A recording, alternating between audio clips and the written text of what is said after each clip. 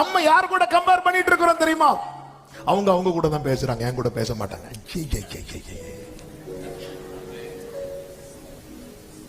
அவங்க அவங்களுக்கு ரேஷன் கடையில மண்ணெண்ணெய் ஊத்தும் போது எக்ஸ்ட்ராவா இப்படி ஊத்துனாங்க, எனக்கு ஊத்தணுமா? ஆண்டவர் நம்மளை எந்த லெவல்ல வச்சிருக்கிறாரு.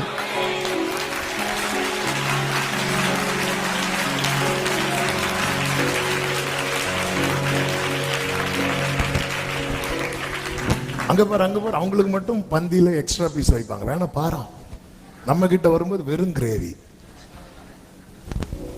அவர்கள் நம்ம இல்லாமல் இந்த பந்தியை சொல்லும் போது சொல்றேன், பந்தியில கூட பாருங்க, கல்யாண வீட்டுல போகும்போது நீங்க உட்கார்ந்து இருந்தீங்கன்னா அடுத்த டேபிள் காலியா இருந்தா அவங்க வரது வர நீங்க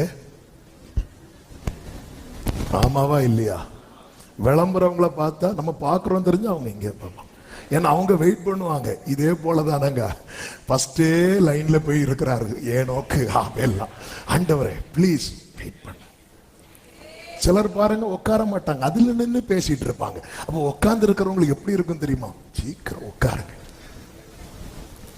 வெளியே போய் சிலர் அவசரப்படுத்துவாங்க, சாப்பிடாம யாராவது இருக்கிறீங்களா, யாராவது இருக்கிறீங்களா, யாராவது இருக்கிறீங்களா, இருக்கிறாங்க எல்லாம் வெளியே.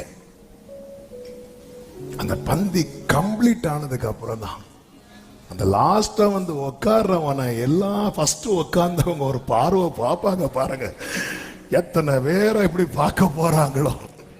ஹல்லேலூயா, ஹல்லேலூயா. சபையே, உன்னை கர்த்தர் விசேஷித்தவனா, விசேஷித்தவனா.